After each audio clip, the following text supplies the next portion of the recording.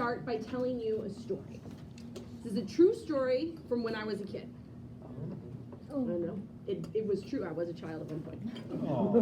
When I was in 5th grade, so a little bit younger than you all, my family was coming home from our choir practice. My dad, who is a pastor, had done a funeral earlier that day for a high schooler who had committed suicide. And so he had come along with my mom to pick me and my sister up from our choir practice. He was surprisingly in a good mood.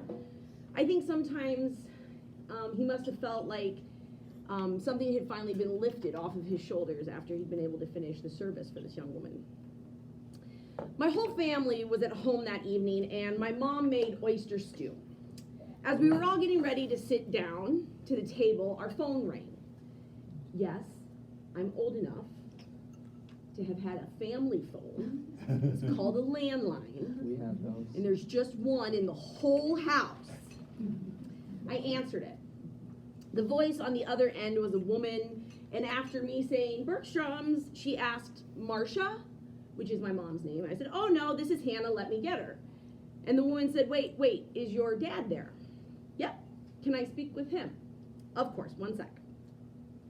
And I handed the phone over to my dad. I can still see my dad slowly bending over with weight, looking like he was going to literally slide down the wall onto the floor itself. I could see the heaviness of the conversation come over my father's body. All I remember him saying of that conversation is, I'll be right there. And he hung up and he walked out of the kitchen and he went to his bedroom without a word to any of us. We were a pastor's household. We'd had hard calls before, but we all knew something was different about this one. My mom told us to sit down and start eating. There's 5 of us, my 5 kids, and she went to go talk to my dad. My dad left the house that night without talking to any of us kids, collared up, all in black. My mom came back into the kitchen after a moment and told us that one of the kids from our church, Curtis, had died. His little brother had found him in his bedroom. Curtis had shot himself. And the phone call was his mother asking if my dad could come over. Curtis was in 7th grade, and he was one of my closest friends at church. I remember that we had oyster stew that night because I can still see the soft oyster crackers on top of the stew that we never finished. There's so much more to this story, enough to fill the whole evening. But why I'm telling you this story is because this is one of my core stories. This was a moment in my life where things shifted dramatically for me. And it's an experience that has deeply shaped who I have become in thought, action, and in spirit. This is a core story. I've been living with this story for over 25 years, and literally as I wrote it today, it brought me to tears again. And I had to call my sister. And she's like, I can't believe you're talking about that story, because stop talking to me because I'm going to cry. I don't share it often anymore. There are people that I've known for decades who've never heard this story. But yet, it's had a power and a powerful impact on my life and how I choose to be in the world. It is a core story. Tonight's story of Exodus is a core story.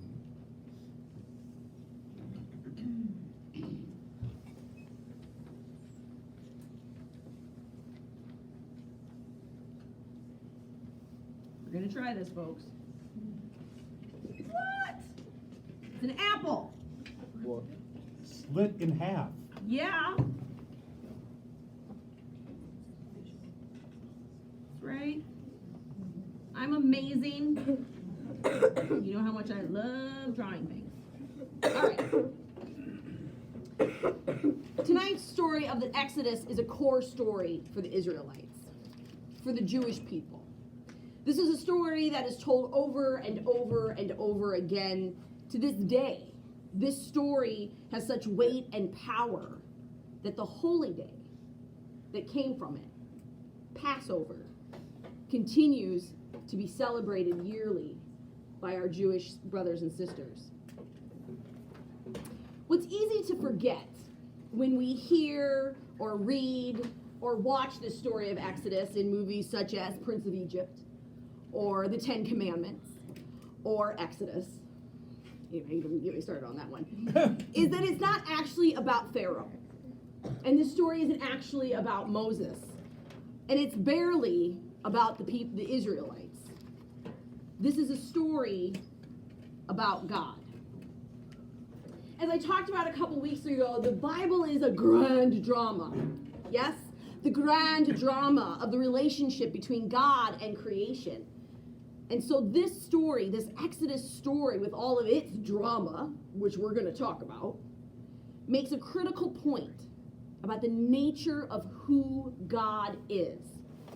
And God is faithful. So we're going to start with this. God is faithful.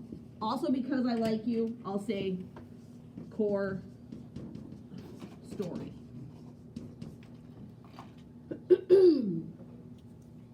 God keeps God's promises. No matter how far astray those Israelites go, no matter how much they tried to irritate God into leaving them alone and to change God's mind, God was faithful and is faithful to God's promises. The Exodus story both articulates those promises for us and then illustrates how God continues to keep them even through the worst that humanity has to offer.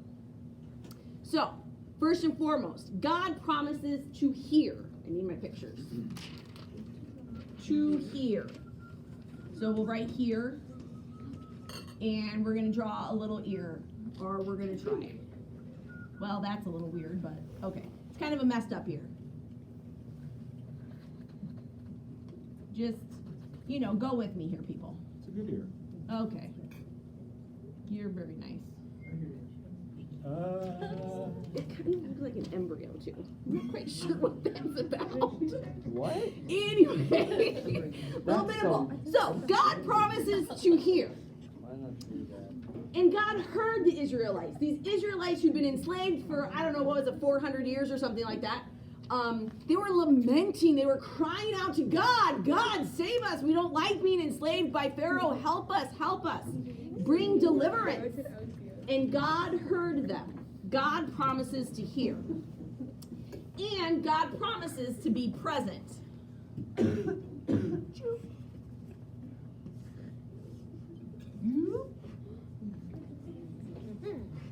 Present.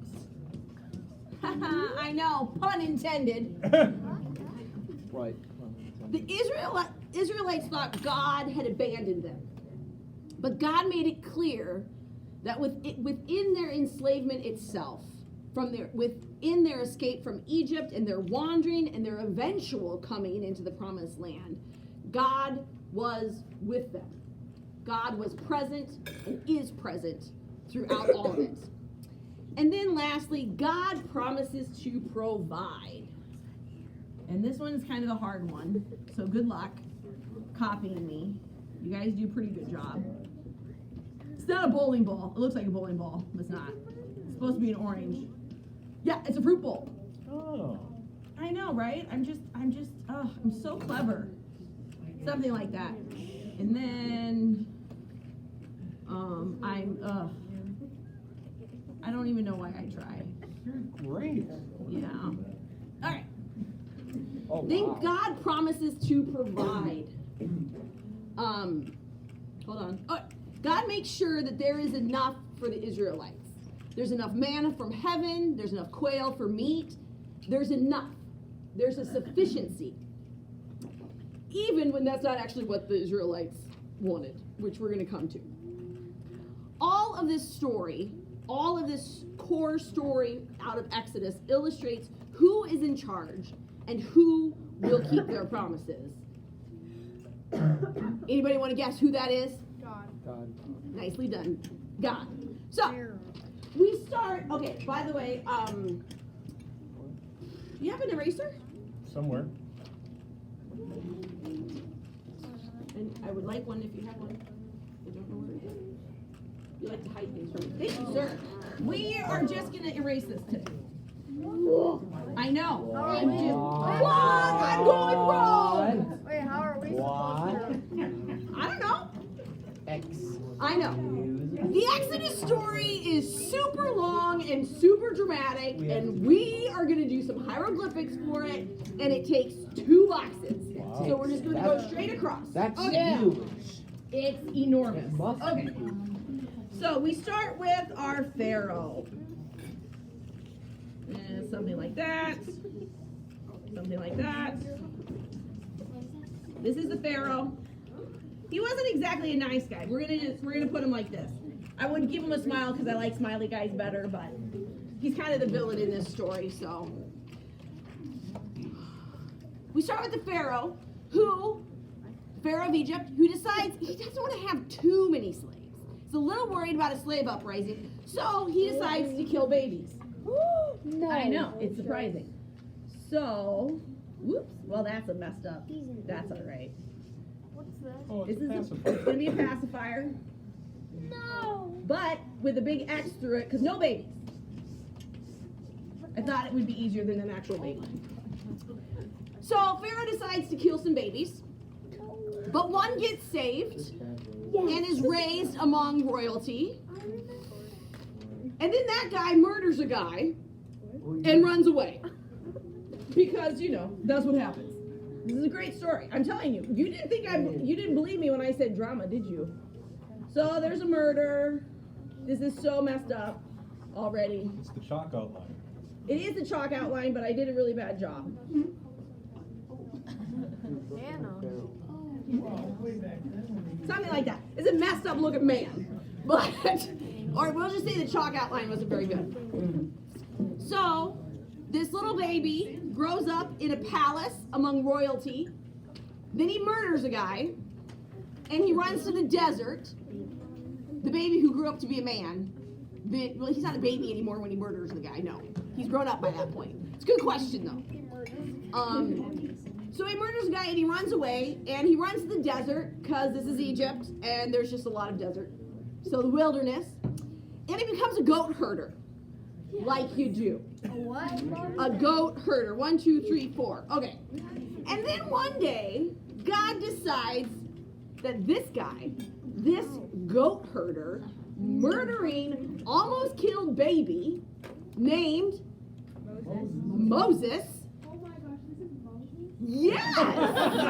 This is Moses! I love it. That was perfect. Thank you. See, it's the drama of the story. I'm not lying at all about this story, have I? See, this is the part. Moses killed babies. Okay, Pharaoh killed babies. Oh. One of them that was saved was Moses. Oh. Moses killed a guy, murdered a guy. He ran away into the wilderness, became a goat herder. Then one day, God decided this goat herding, murdering, almost dead baby guy should speak for him. And so God comes to him in. God decides he's going to chat with Mr. Moses through a burning bush, like you do. So, here we go, burning bush. I'm not going to have enough space. Here we go. He's at it. Burning bush. It looks so good on my paper, and I'm 100% sure it's not going to look this good. Is that a fish? It's a burning bush. It's a burning bush. I see it. I don't. It's abstract. It's abstract burning bush. Yeah, it's Okay. abstract of a burning bush that All right. looks like So then God tells Moses, through that burning bush, to go to Egypt. And go to Egypt and go tell Pharaoh, the guy who kills babies, Oh, God. tell Pharaoh to let my people go. And Moses says, no, thank you. I don't want to do that. I don't want to, because I don't talk real pretty. and I stutter a little bit, and I don't really like people that much, God, so no thank you. And God says, go.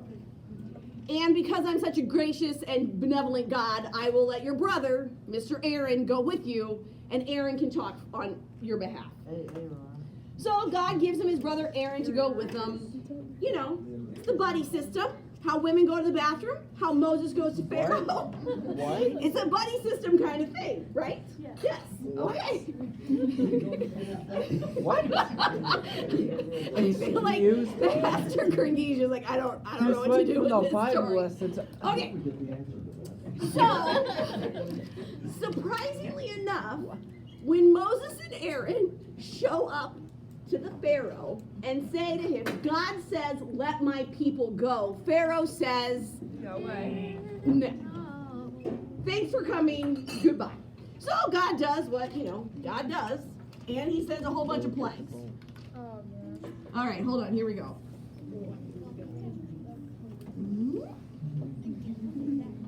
Just give me a minute, it'll make sense in a second. Maybe, hopefully. So there's a man, no babies, No, it's not a cow. a rabbit, it's a Bird. fish. It's a Bird. fly. Thank you, It's a whoever said it was a plane. fly. It's Superman. Okay, he got a little messed up. Sorry. There you go. It's more like a fly now. Looks like a spider. Whatever. It's an insect of some sort to represent all 10 plagues. Excellent. Thank you. So God sends 10 plagues. Sorry. Each worse than the one before. And they just keep happening because after one occurs, the Pharaoh says, okay, Moses, just go. Like, that was pretty terrible, just go. And then God hardens Pharaoh's heart and says, no, actually, I changed my mind, you can't go. Until the last one, which kills babies. Oh my god. Okay, okay. Why? So Moses So he went killed a from killing man. babies to killing babies. I know. He said you. So God keeps hardening Pharaoh's heart. That was that one. Yep, God keeps hardening Pharaoh's heart. Until the last plague, which kills the firstborn child of every family. No. Oh. So, some of those kids were probably babies. So death. Lots and lots of death. And then Pharaoh says, go. Get out of here. I am done fighting with your God who just killed everybody. Leave. And so the Israelites leave. But then God hardens Pharaoh's heart again. And the Pharaoh decides to come after those Israelites who are his slaves and build his pyramids and stuff. At which point, God, the Pharaoh, gets Pharaoh's men get all the Israelites up against the Red Sea, famous. Okay. And God decides to do one more miraculous thing. And God parts the Red Sea. Oh, I have to have my picture for this. Hold on. Because this one was hard. Just trust me, it'll look right in a minute. Maybe. Looks like a tree with legs. Oh, I see it. Thank you. Oh, wrong way. Shoot. He's just saying that to me. It's like two waves up. Yeah. Okay, it's like two tidal waves. Thank like you. this. Thank you, Jimmy. Thank you. So much Googling of black and white clip art for you people. By the way, anytime I try to Google an image, it asks if it wants black and white clip art now. By the way. Okay. At which point we get that parting of the Red Sea, right? Israelites up against the sea, Pharaoh's army behind them, Pharaoh's army's coming after them. God tells Pharaoh, part the Red Sea, you all know the song, the sea parts. Israelites get to cross on dry land. Apparently they can run faster than the horses on chariots. Totally cool. So then Pharaoh's men, who are pursuing them, also come into that dry land, and they get all the way in there, and then God decides, nope, and kills them too. Waves come down and kill all of Pharaoh's army. All those men who are just doing what their general tells them to, all dead. Yep. Isn't this God's fault though, since he basically told the Pharaoh to go after them again after he just released them and then he murdered them all? Yeah. And God hardened Pharaoh's heart to get Pharaoh to come after them again. I know. So this was just basically a big old trap. Yup. He's just saying no message. So, yes. So finally, the Israelites are now in their desert wilderness, wandering around. And this goes on for a while, trying to find the promised land. And the people complain because they get hungry. So God sends manna and some quail. Quail. It's a bird. I'm not lutefisk, not this time. We're gonna draw a quail now. Wow. Yep, this is a quail. Just trust me. It's a mini pheasant. It's a mini pheasant. It is kind of a mini pheasant. This is an amazing quail. It's like a With tropical some messed up bird. feet and a weird head thing. Okay, that's a quail. So God sends manna and quail, but the people want more manna and quail, and they get really worried that they're not going to have enough, so then they try to store it, and then it all goes bad, and God gets really mad because his people don't trust him to like actually feed them. So eventually, once again, the people are so irritated because they don't have enough food, what they don't think is enough food. They don't have enough food, they're wandering around in the desert, God is not delivering on God's promise soon enough for them, that they become so irritated they actually consider going back to Egypt and becoming slaves again because at least there they were fed. Wow. Yeah, for reals, people. What? So at this point, Moses goes up on a mountain, and when he gets there, God is even more irritated than the Israelites. But God keeps God's promise and gives Moses the 10 Commandments. 10 Commandments, yeah. 10 Commandments. Oh, probably didn't need that one there. Yeah. Okay, gives Moses the 10 Commandments. Now, maybe now with the 10 Commandments, these darn Israelites that God decided to save can figure out how to live in peace with God and with each other. So God's like, fine, good, I got it. Here we go. And Moses goes down that mountain, and there's a stinking golden calf. And all of God's people are worshiping a golden calf. Does anybody remember what the very first commandment is? Do not only worship God. Yes, basically only worship God. I am the Lord your God, the one who took you out of Egypt, Israelites. You shall have no other God before me, much less a golden calf that they just like melted together. So God is once again unhappy, and so part of their punishment is that they will wander in the wilderness for 40 years. And spoiler, Moses, as the video told you, doesn't get to go into the promised land. Neither do lots of the other people because they all died before they even get to be delivered into the promised land. Moses delivered the 10 Commandments. He did, but then he does not get to go. Did what God said earlier and go to the Pharaoh, risk being killed, Yeah. and Yeah.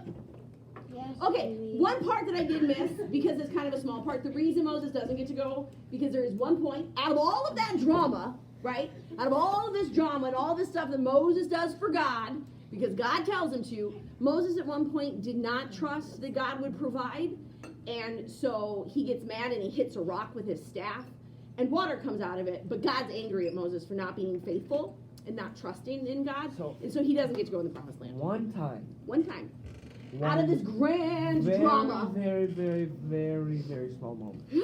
And it wasn't even because Moses murdered someone. No, that was before. So, Yeah, no. Jimmy, Yeah. not trusting Yeah. in God. Yeah. Jimmy just. So but Jimmy's absolutely exactly where we need to be. Because in this grand drama of a story, this core story of our faith, of who we are and who God is, It's confusing. God doesn't get off scot-free. God kills a lot of people. And we haven't even gotten to the promised land where God actually says, you guys go kill all those people. Totally fine, take their land, it's totally great. So basically, first he told the Pharaoh to get rid of the people. They're chasing after them. They Yeah. killed him for chasing after Yeah. them, even though it was his own idea. Yeah. And then Yeah. he told Moses. Then after everything Moses did to get rid of, Yeah. to help the Israelites, Yeah. he killed Moses. Yep. We didn't kill Moses. He just let Moses go in the promised land. Yes. Did you have a question? You had your hand up. Yeah. Oh.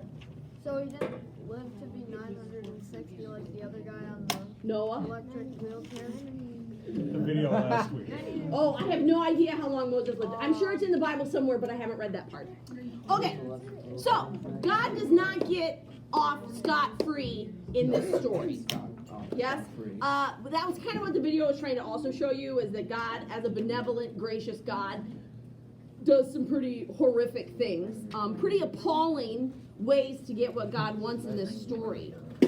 But this core story, the story of Exodus, can leave you feeling deeply moved, or utterly gutted and a little appalled. But you gotta go back to what I talked about at the beginning. What the story tells us about who God is. And God is a faithful God. Through all the pain and all the horror of this Exodus story, God is faithful. We don't always like the way God chooses to be faithful. We have some questions about that, and those are legitimate questions, and questions that you can take up with God. Because some people will tell you, I think I said this a couple weeks ago too. Some people will say, well, that Old Testament God, that's not our God. The New Testament God, that's a nice God. This is the mean God. They are the same person. They're the same God. And we have to wrestle with this God. And by the way, the God in the New Testament kills a couple for just not giving the money that they said they gave.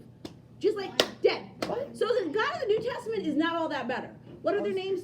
Not Sephora. I always want to call her Sephora. What in Sapphira? Ananias and Sapphira. New Testament God, not all that much nicer. So, I'm just saying, we have to wrestle with this. This is part of what our faith is to wrestle with these core stories that have been passed down for generations and generations that make really beautiful statements about who God is. God will keep God's promises. No matter what you do, God is going to keep God's promises. Because if God could keep them to the Israelites, pretty sure God can keep them to you. But we have to wrestle with the choices and the things that God's done too. Yes. Did Jesus do anything like that? Well, he turns over tables and yells at everybody. Probably. Wow. Oh, he whipped some people in that same scene. So he has technically said that. Isn't that? Oh, But let's did- keep but- that but- can of worms for another day. But did, That but, is a but that's did a God can of tell him worms to that do we're that? going to just put a top on. But did God tell him to do that? Well, Jesus is God. Oh, yeah. So, with that, point of this core story is that, all together now, God is faithful. wow, that God was, is God that is again. faithful. one more time, all together now, the point of this story is, God is faithful.